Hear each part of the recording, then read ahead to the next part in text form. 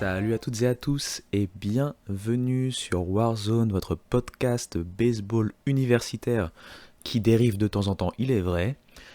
Bien content de vous retrouver encore une fois pour une nouvelle semaine où on va être dans une partie ou dans un épisode assez calme, assez tranquille et où le sujet va être assez différent des sujets dont on a parlé auparavant pour une partie. Mais bref, on va y revenir dans quelques secondes. Juste avant, comme d'habitude, le petit instant promo. Vous retrouvez ce podcast et tous les épisodes précédents sur les différentes plateformes d'écoute.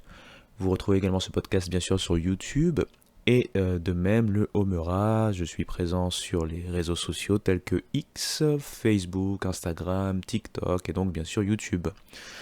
Sur tous ces bons mots, j'ai l'impression d'avoir fait mon intro la plus courte de la saison. Et ben, on va pouvoir y aller tranquillement. C'est parti.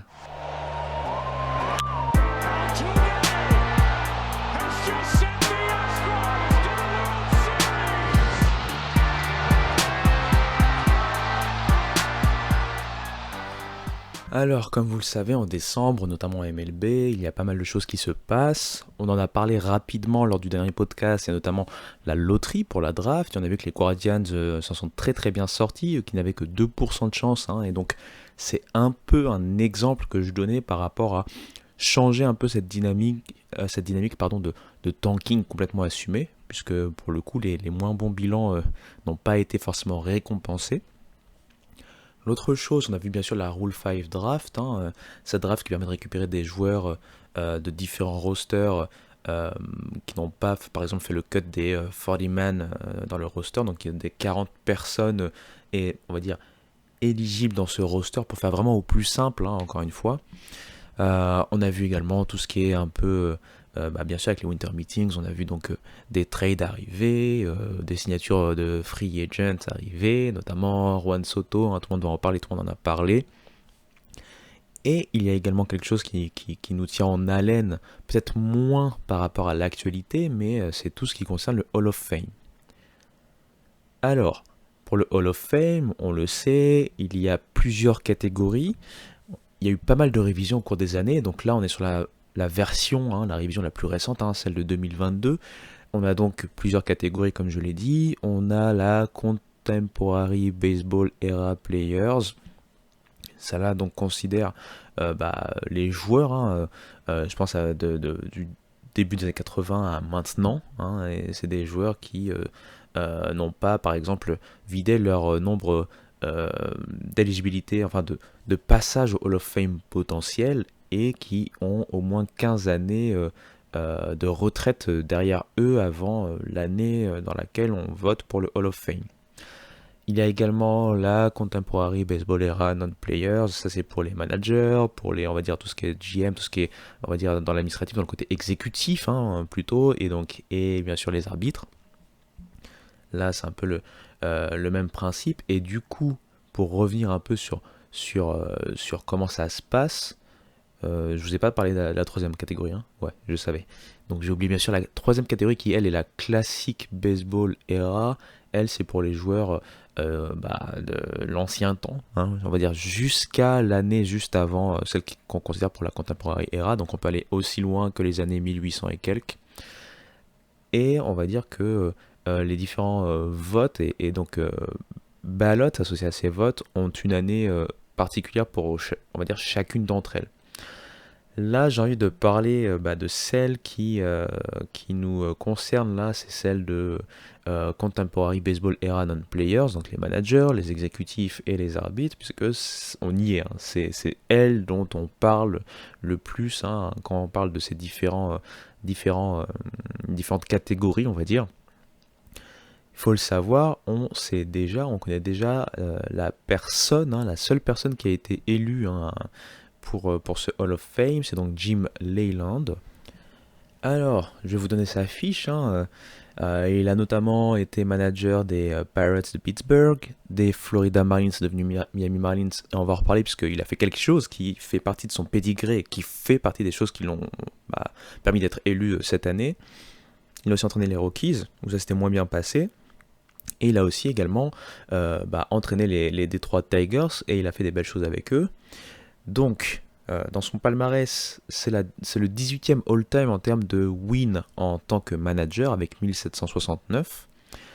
Il a gagné 6 titres de division, notamment 3 avec les Pittsburgh Pirates dans sa première période. Hein. Il coachait en fait, enfin c'était le manager des Pittsburgh Pirates de Barry Bonds notamment. Et ensuite 3 avec sa dernière joute, on va dire, managériale avec les Detroit Tigers entre 2011 et 2013. Il a remporté 3 fois on va dire sa conférence en termes de playoff, donc 97, 2006 et 2012, c'est-à-dire 2 fois avec les Tigers, 1 fois avec les Florida Marlins, et donc il a gagné les World Series, les fameux World Series de 97, qui ont vu une toute nouvelle, à peine, ça faisait que quelques années, équipe des Marlins, qui va donc d'un coup remporter le titre dès ses plus jeunes années, pardon. Et donc voilà, ça lui permet de rentrer encore plus dans la légende. Voilà, je voulais juste en parler rapidement parce que c'est pas sur le côté MLB que je veux m'arrêter en fait. Et oui, je vous ai un peu dribblé. Là, c'était juste pour vous donner du contexte en vous donnant quelques informations sur ce qu'il se passe en termes de Hall of Fame du côté de la MLB. Mais on va parler plutôt de Hall of Fame dont on n'entend pas souvent parler et notamment du Hall of Fame associé au College Baseball. Alors tout d'abord, il faut le savoir, le College Baseball Hall of Fame est assez récent dans son format. Il a été fondé en fait et a commencé à poindre le bout de son nez en 2006. Il est issu d'une réflexion d'une fondation qui a été créée en 2004, une fondation, une organisation à non-profit, c'est la College Baseball Foundation. Et cette College Baseball Foundation en fait avait 2 objectifs dans son fonctionnement. Le premier objectif, c'était de pouvoir célébrer un award dont j'ai parlé il n'y a pas si longtemps que ça. Bon, ça va être difficile de se rappeler quel épisode, mais il n'y a pas si longtemps que ça. Cet award, c'est le Brooks Wallace Award. Et ça récompense en fait le meilleur shortstop du college baseball sur la saison. Donc, il faut le savoir, il a un nom particulier, Brooks Wallace, puisque c'était justement un shortstop du côté de Texas Tech. Ensuite, il a été assistant coach et il est mort d'un cancer en 1985. Et du coup, on a dédié cet award en son nom, dans le même principe, sans vouloir rentrer dans des choses trop funèbres, mais on a un autre trophée qui récompense le meilleur joueur universitaire de l'année en concurrence avec le Golden Spikes, c'est le Dick Howser Trophy, en fait nommé après Dick Howser, qui a été donc notamment coach des Royals de Kansas City en MLB, mais qui a été aussi un joueur au niveau universitaire étant plus jeune, mais aussi mort dans les années 80 d'ailleurs pour finir là-dessus. Et donc, pour revenir sur le CBF, le College Baseball Foundation, il y a donc cette idée de vouloir récompenser le shortstop de l'année avec ce Brooks Wallace Award, et également cette idée de mettre en place, et donc ça a été mis en place en 2006, tout simplement, un College Baseball Hall of Fame. Dans ce Hall of Fame, on peut bien sûr retrouver des joueurs, on peut également retrouver des entraîneurs, et on peut retrouver aussi des arbitres. Il faut le savoir, pour pouvoir être éligible, lorsque on a été un joueur plus tôt, il faut savoir qu'il y a 15 ans en fait, il faut avoir quitté le college baseball 15 ans au moins auparavant. Autre critère bien sûr pour les joueurs pour le moment, il faut avoir au moins complété une année de compétition, que ce soit en JUCO, donc dans les associations de JUCO par exemple, je peux penser à la NJCAA par exemple, ou alors avoir complété une année sur les 4 ans dans un cursus on va dire plus normal comme on connaît, c'est-à-dire un cursus par exemple dans la NCAA pardon, ou la NAIA. Concernant les coachs maintenant, il y a en fait quelques critères comme le fait d'être à la retraite depuis au moins 2 ans, ou alors, même si on est toujours actif, d'avoir au moins 75 ans. Lorsque l'on a élu donc des joueurs, coachs ou arbitres à ce Hall of Fame, il faut le savoir, il y a une nuit qui lance aussi la saison. En fait, elle s'appelle la Night of Champions. Cette nuit particulière, en fait, va non seulement célébrer donc ces gens élus, intronisés au Hall of Fame du College Baseball, mais va également célébrer les vainqueurs des différents trophées que gère en fait le CBF sur la saison écoulée. Donc, par exemple, en 2023, Je vous ai dit qu'il y avait donc le Brooks Wallace Award, celui qui a gagné c'est Matt Shaw, le shortstop de Maryland qui a été drafté. Le National Pitcher of the Year, c'est bien sûr Paul Skeens de LSU, qui donc lui aussi a été drafté. Du côté du John Olerud Two-Way Player of the Year, celui qui a remporté ce titre, c'est encore un joueur drafté, c'est l'ancien de Clemson dorénavant, c'est Caden Grice, qui a fait une très très belle saison d'ailleurs. Et ensuite, il y a aussi un coach de l'année, ça s'appelle le Skip Bertman Coach of the Year. Et là, pour le coup, c'est une petite fac, c'est un coach d'une petite fac qui s'appelle Kevin Brooks. Il est le coach de Angelo State University. Je pense pas que ce soit... je suis sûr que c'est pas en D1 baseball déjà, mais je sais même pas si c'est en NCAA pour être complètement honnête avec vous. Donc cette nuit, en fait, c'est le même week-end que le week-end où commencent en fait les festivités, c'est-à-dire où commence tout simplement la saison de college baseball. Et donc en 2023, il y a 6 joueurs qui ont été donc introduits, ou en tout cas sélectionnés pour être introduits au Hall of Fame. Parmi ces 6 joueurs, je vais vous en parler rapidement de 3. Le premier, c'est le plus contemporain, le plus récent, c'est Alex Gordon. Lui, il était du côté de Nebraska entre 2004 et 2006. Et il faut le savoir, ça a été un très fort joueur au niveau universitaire, puisque avec lui, Nebraska a notamment remporté le titre Big 12. À l'époque, ils étaient en Big 12. Il avait des statistiques assez proéminentes en college baseball. J'ai vu qu'il avait plus de 37% à la batte. Il y avait donc notamment sur sa dernière saison, il avait plus de 37% à la batte, pardon. Il avait 19 home runs, 66 points produits, 23 bases volées. Ça a été d'ailleurs le meilleur joueur de sa conférence, nommé Big 12 Player of the Year. Et il faut le savoir également, je ne parle pas de lui par hasard, c'est que non seulement il a fait une très belle carrière en universitaire, mais il a fait aussi une carrière assez sympathique au niveau tout simplement du baseball MLB. Je cherchais mes mots. Puisque ceux qui suivent la MLB de manière contemporaine et qui connaissent notamment les Kansas City Royals des années 2010, ça a été un de ces joueurs proéminents de cet effectif. Il a donc fait partie bien sûr du titre de 2015. Il a fait toute sa carrière. Il avait commencé en 2007, il a terminé là il n'y a pas si longtemps que ça, en 2020. Il aura été donc 3 fois All-Star dans cette zone où Kansas City a fait donc 2 World Series, un perdu en 2014 et l'autre gagné en 2015 face aux Mets. Oui, ça fait mal. Donc 3 fois All-Star, 2013, 2014, 2015, World Series Champion en 2015. Il a remporté le Gold Glove 8 fois. Et donc pour finir, parce que là c'était juste pour rappeler ce qu'il a fait en MLB, mais au niveau collège baseball, ça a été très très fort, puisqu'il a remporté non seulement le Golden Spikes en 2005, il a remporté aussi le Dick Hauser, donc il a remporté les 2 trophées majeurs qui permettent d'élire le meilleur joueur de la saison.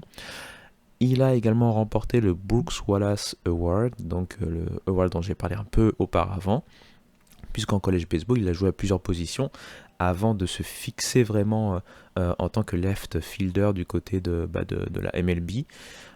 Donc voilà, Alex Gordon, un de nos contemporains. Donc pour ceux qui suivent les Royals et qui connaissaient très bien le personnage, pour donner un peu plus de contexte, ça a été un très fort joueur universitaire et ce n'est pas pour rien qu'il est sélectionné, sachant que maintenant il a dépassé les 15 ans de retraite entre guillemets vis-à-vis du baseball universitaire, donc il est éligible et il a été élu assez logiquement. Le deuxième joueur dont je vais vous parler, c'est un ancien Met. Il s'agit bien sûr de Ron Darling. Je vais vous parler rapidement de pourquoi j'en parle vis-à-vis de sa situation, de sa carrière, parce que lui c'était une carrière dans les années 80 jusqu'au début des années 90, mi-90. Mais il a marqué les Mets puisqu'il a fait partie du titre de 1986.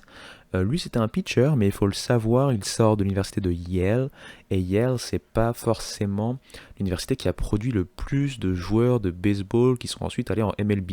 Je pense qu'avant lui c'était un joueur des années 1900 quelque chose, enfin vraiment très longtemps auparavant, et ça a été le seul autre joueur à sortir de Yale et avoir fait carrière en MLB. En MLB, en remportant le titre, il a fait quand même de belles performances. Il avait gardé un ERA à 0 pendant assez longtemps dans cette campagne de playoff. Et même s'il avait galéré lors du match 7, le match remporté par les Mets au final, bah voilà, il a été champion, il a été récompensé. Après, ça a été un petit déclin petit à petit.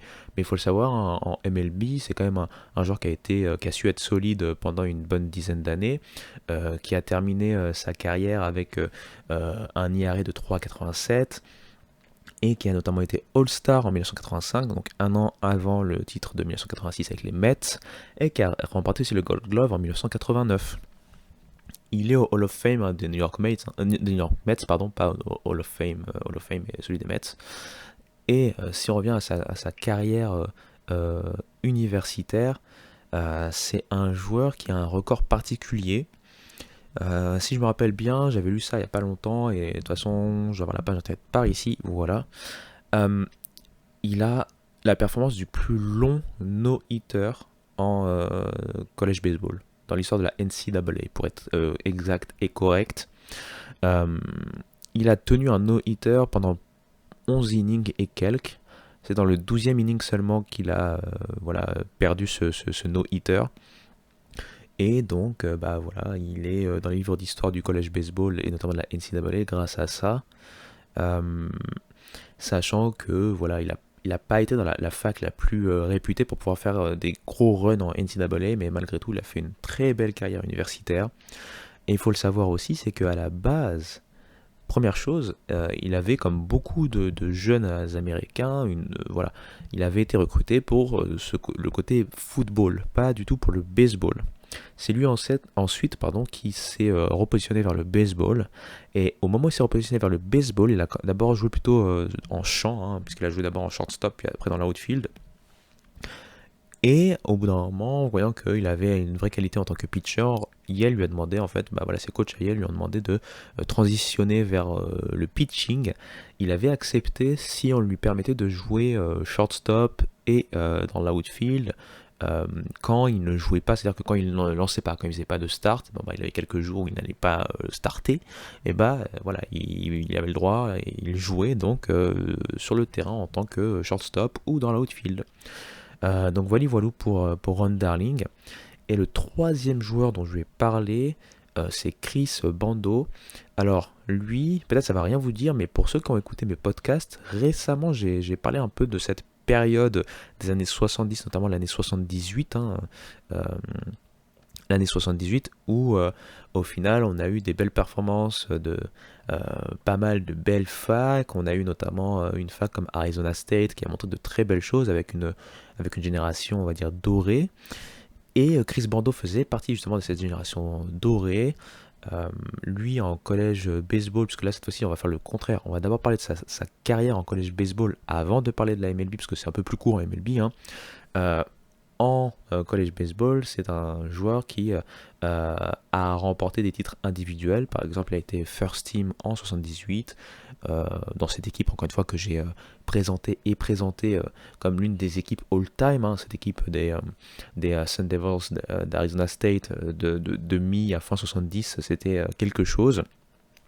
Il avait d'ailleurs remporté le titre avec ces mêmes Sun Devils en 77. Si vous vous rappelez, ils n'ont pas réussi à réitérer un pari exploit en 78, mais malgré tout, ils ont fait de très très belles choses.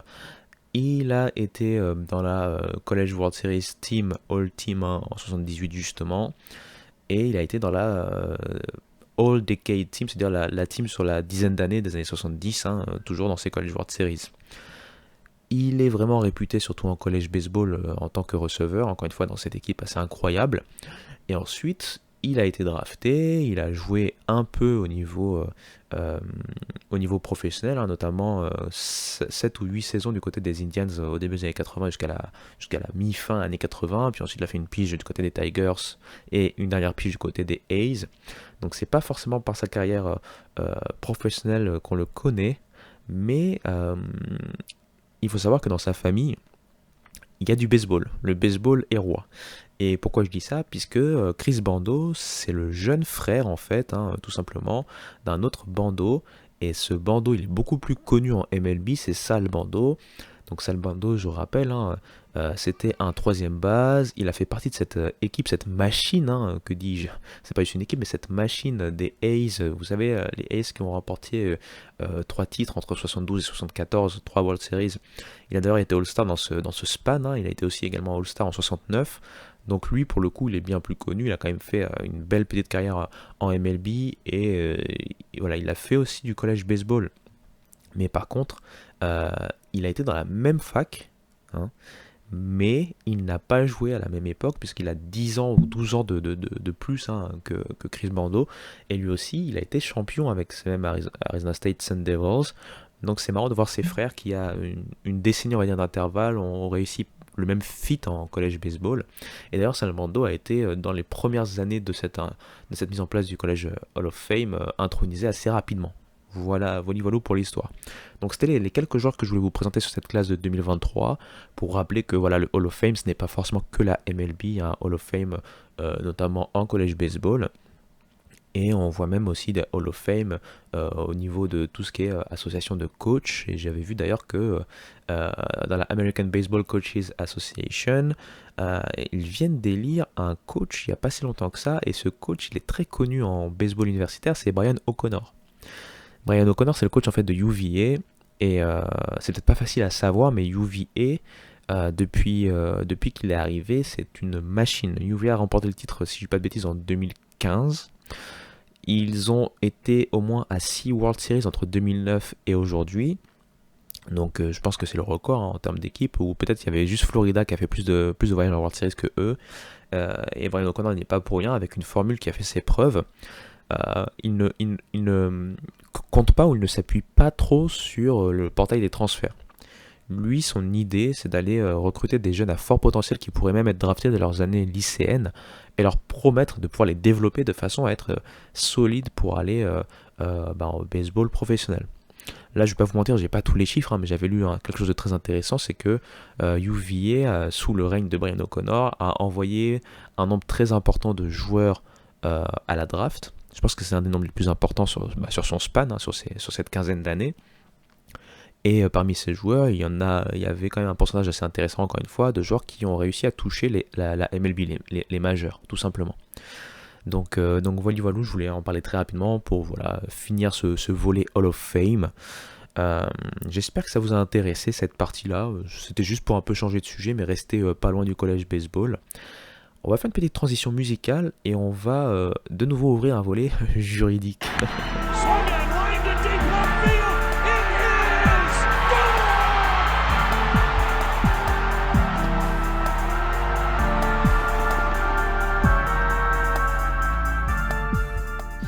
Alors, pour vraiment les plus assidus d'entre vous, c'est pas la première fois que je fais ce petit volet juridique. Récemment, je vous ai parlé de tout ce qui se passait autour de la NCAA, qui avait un peu chaud aux fesses, pardonnez-moi l'expression, puisqu'il y avait pas mal de recours contre eux, notamment vis-à-vis de ces recours un peu, on appelle ça ces antitrust, hein, euh, ces charges en fait concernant certaines choses ou certaines règles ou certaines choses établies par la NCAA qui n'avantagent pas les joueurs et donc les athlètes et qui se retournent quelque part contre eux.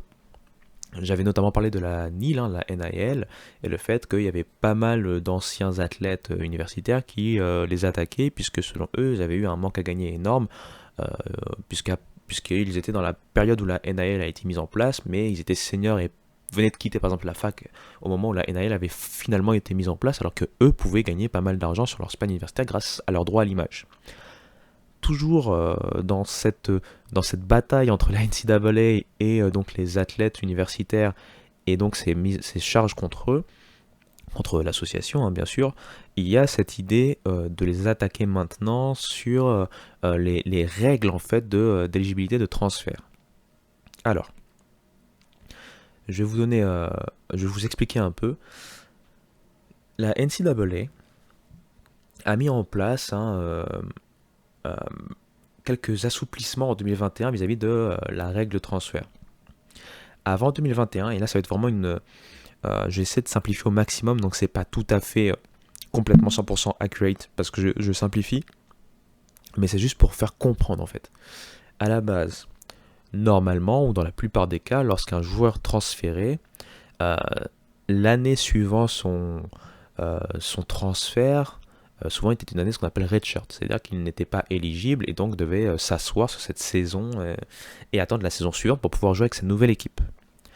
En 2021 donc, euh, ils ont décidé d'assouplir cette règle en disant que voilà, si on transfère une fois, on peut être éligible immédiatement après son transfert pour pouvoir euh, bah, euh, travailler ou en tout cas jouer ou participer dans la compétition. Par contre, ils demandaient toujours à ceux qui ont transféré plusieurs fois au cours de leur carrière universitaire de respecter cette année où ils ne peuvent pas être éligibles. Donc maintenant, là, ce qui se passe, c'est qu'on a vu en fait pas mal d'États ou pas mal, ouais, on peut dire ça comme ça, pas mal d'athlètes qui ont décidé d'attaquer en fait cette règle en disant que c'était pour eux une, une contrainte un peu illégale de les restreindre, de les empêcher en fait d'être éligibles directement après leur transfert. Et on a vu donc que dans pas mal d'États ça a été mis en place, par exemple en Ohio, on a vu ça dans le Colorado, Illinois, New York, donc pas mal d'athlètes de ces différents États ont donc voilà, attaqué en fait la NCAA.